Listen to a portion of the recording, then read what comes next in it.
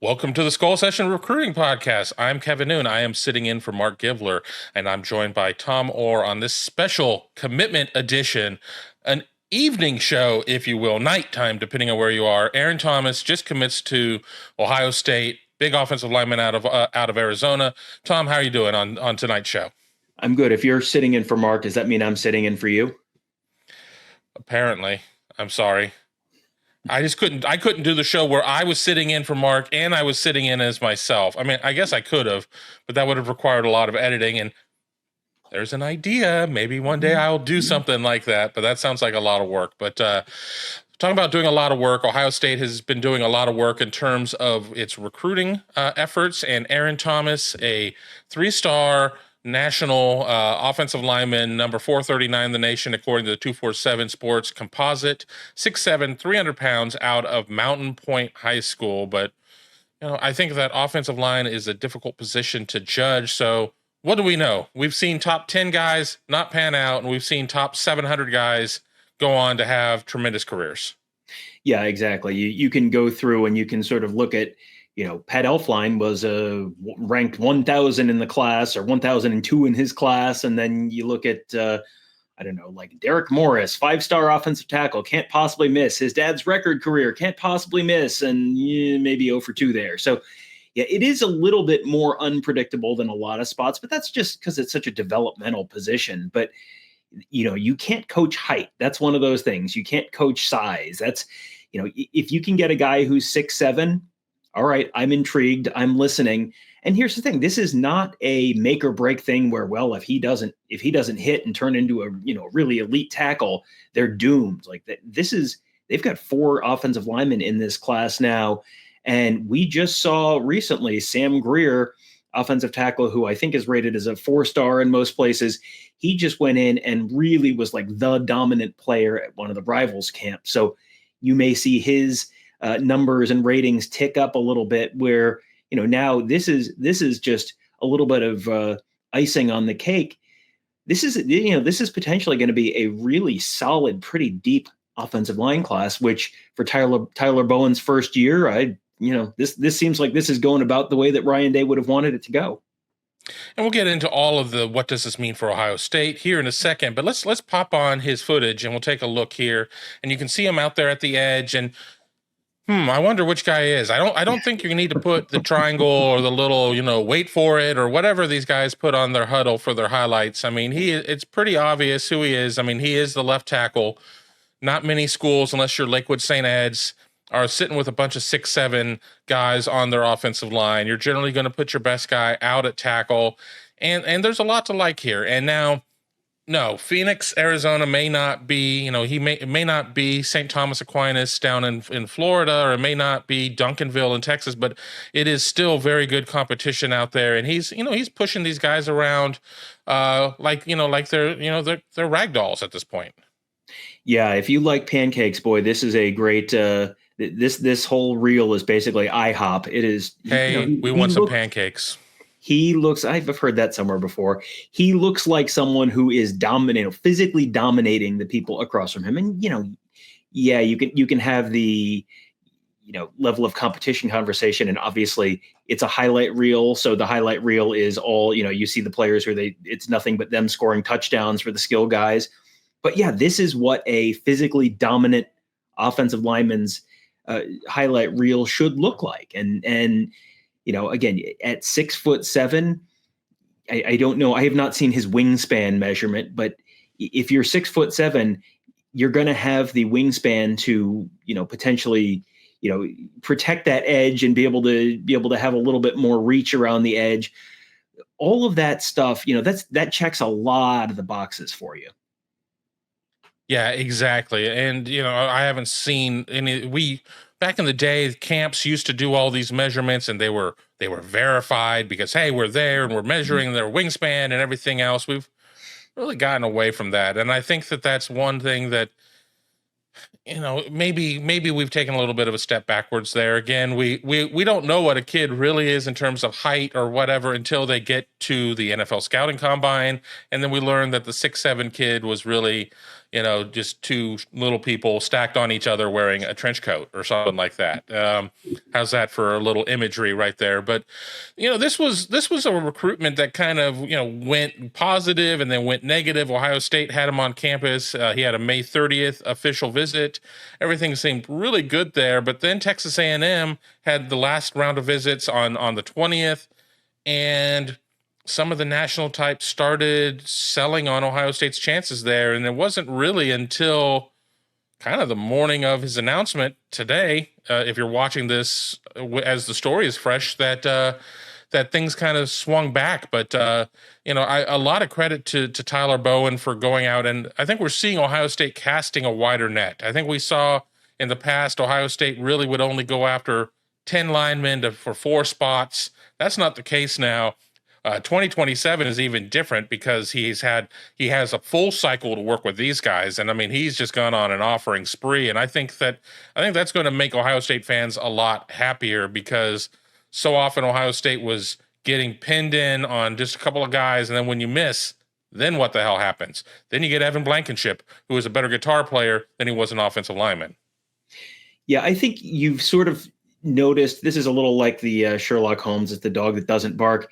Everyone, all the Ohio State fans on our board and on Twitter and everywhere else, everyone is really worried about the defensive line recruiting, and are they offering enough guys, and are they prioritizing enough guys, and they got to get numbers this class. And for years and years, I mean, really most of Justin Frye's time at Ohio State, and sort of towards the end of the Greg Stidwara time at Ohio State, you heard the same concerns about the offensive line. And, you got the elite guys. You got your Donovan Jackson. You got your Paris Johnson. You got, some of the other guys, your Luke Montgomerys, your Tager Shabolas. But, the classes were not deep enough, and they weren't offering enough guys, and they weren't taking enough guys, and they weren't getting commitments from enough guys. And you haven't heard any of that this year. Everyone's just sort of like fine right now with the offensive line recruiting, which is so abnormal for Ohio State that it really is a testament to Tyler Bowen. And I think a little bit of a different approach, but also, he's not just filling the class with guys who are just, we need someone to fill the space. These are guys with a legitimate chance to play at Ohio State and to contribute at Ohio State. And in some cases, probably a lot more than that. So, yeah, I think Tyler Bowen and his whole staff, where it's Tyler Bowen, and Tyler Bowen is the guy whose name is sort of at the top of the letterhead in the offensive line department. But they have brought in a really deep staff, and they've brought in several other guys who have, extensive coaching experience at the position, where you're getting some different approaches in there. You're getting some different teaching techniques in there. And the feedback on that has all been very positive so far. And then, the feedback on Tyler Bowen when Ohio State hired him, it was who was it? Landon Tengwall. It was one of the Penn State offensive linemen who talked about exactly who it was. Yeah, it was. Yeah, it talked about how just what a dynamic recruiter Tyler Bowen was, and what a great people person Tyler Bowen was. Justin Frye had a great run as Ohio State's offensive line coach, and I think right at the end of his tenure, I think people sort of came to appreciate, boy, he was a really good developer. He wasn't always the most dynamic person on the recruiting trail. I think you're now, with the new approach they've got, where they've got multiple guys in that room in terms of the coaching staff, you've got the guys who are the teachers, you've got the guys who are the developers, but you also have Tyler Bowen, who is that kind of dynamic personality, really approachable, really energetic, and I think someone who people really kind of connect with. I want to talk about Ohio State's class, because this is 4 linemen, 2 out of Ohio, 2 out of Arizona. We're going to talk about Arizona first. He joins Tucker Smith, who is the number 10 player in Arizona, where Aaron Thomas is the number 5 player out of the state of Arizona. 4 of the top 10 players in Arizona, according to 247 Sports, are on the offensive line. So, I think there are going to be some people that are going to be like, who? When it comes to Aaron Thomas, but he is rated higher than Tucker Smith. Tucker Smith is an interior offensive lineman, 6'5", 280, whereas Aaron Thomas, there's no question that his position should be offensive tackle. I mean, could you slide him inside? We've seen the 6'7" guard at Ohio State before. I don't necessarily know if I liked really seeing some of those guys on the inside. You weren't going to want to play DeJuan Jones on the inside, but sometimes you just need to get guys on the field. But Ohio State going where the talent is and getting a couple of guys out of the state of Arizona to couple with Ohio, where maybe with the coaching change, going from Justin Fry to Tyler Bowen, there was a little bit of a disconnect, and a couple of Ohioans did get away, but Ohio State still sitting obviously with offensive linemen like Sam Greer that Tom talked about extensively, and Max Riley. Yeah, a couple of good in-state prospects, and you've got that is always, the state of Ohio is always kind of the foundation of any good Ohio State recruiting class. And Ohio State, the state of Ohio in terms of high school football players, you're not necessarily going to get the most dynamic wide receivers. You're getting a lot of those guys out of the South Florida Express rather than the, Portsmouth Express, the South Ohio Express. There is no South Ohio Express for a reason. You're getting a lot of your skill guys out of the South. You're getting a lot of your interior defensive linemen kind of guys out of Georgia and places like that. But the state of Ohio, it produces linebackers, it produces safeties, it produces offensive linemen. You get a lot of talent out of the state there. And Ohio State has done a pretty good job capitalizing. They're not going to get every single guy, but if you can build your offensive line class around a couple really good in-state prospects, and then you go somewhere else and you go bring in, you shoot your shots on the national guys, but you also, as Kevin said earlier, you're casting a wider net and you're just trying to find guys who you think might be a good fit. I don't think you're going to see a 6'7" guy sliding inside to guard, and that's okay. It does feel like you're going to kind of have to make a decision between, you can have a 6 foot or a air quotes 6 foot quarterback, or you can have a 6'7" offensive lineman, but interior guy, but you probably can't have both. You got to kind of make a little bit of a choice there. Tavian St. Clair, if this is someone who's playing offensive line in front of Tavian St. Clair in a few years, the height is not a concern there. Tavian St. Clair is, I think, every bit of 6'3" or 6'4", so not really a concern there.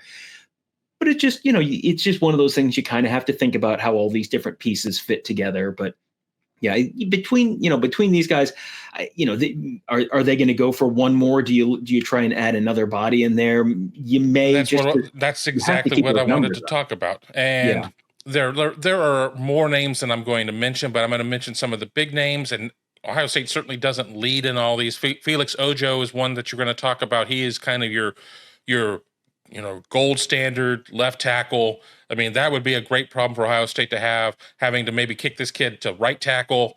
At that point, you got Deron Parks, who was formerly out of Hurricane, West Virginia. He's now in Florida. He's still considering Ohio State. And then on the interior line, Drew Evers, Darius Gray. Those are other guys that you're going to talk about.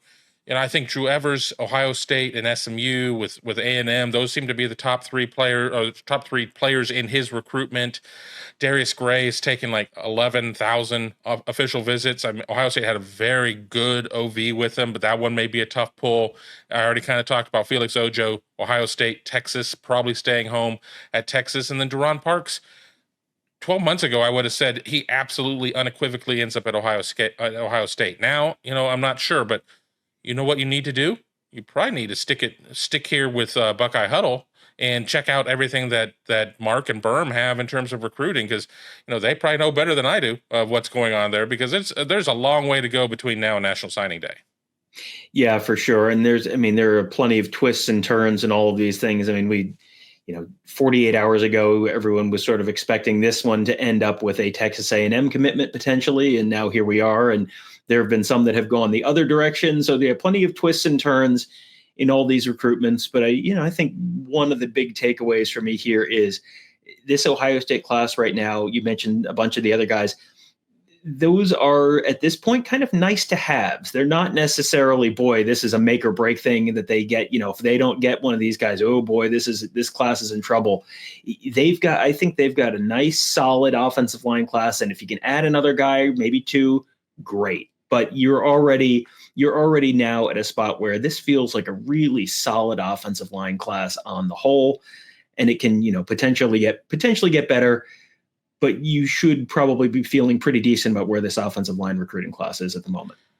Let's not forget, Ohio State only took 3 offensive linemen last cycle with Carter Lowe, Jake Cook, and Javon McFadden. So, sitting at 4 at this point is already good. Now you got to sign them. You got to sign them. I don't think they're losing Greer. I don't think you're losing Riley. And I think that they've done a good job in recruiting these Arizona guys. But you're going to keep pushing. Does Ohio State continue to take swings at the Ohioans that kind of got away? You're going to have to just kind of stick around and find out. But I want to thank everybody for watching us here on the Skull Session Recruiting Podcast. I want to thank Tom. Any final thoughts? No, just stick with us, because I'm sure there will be more twists and turns in all the position groups. We're talking about one right now, but plenty of drama in all sorts of different position groups moving forward in recruiting. And there's a season coming as well. Month away from Big Ten Media Days. A lot of stuff going on. Be sure to join us at BuckeyeHuddle.com. Join Tom, Tony, and myself covering the team. Mark and Berm covering recruiting. Andrew Ellis handling a lot of great things on the message board. Ross Fulton and his team of experts. Oh, and by the way, we have the Huddle board presented by Jeff Ruby Steakhouse Columbus, the best and most chill board around. But you can also support us here at youtube.com/BuckeyeHuddle. Check out our videos, as well as you can subscribe to the channel and see what the machine kicks you out for the next video as you continue to support us here at the channel. Until next time, I'll talk to y'all very soon.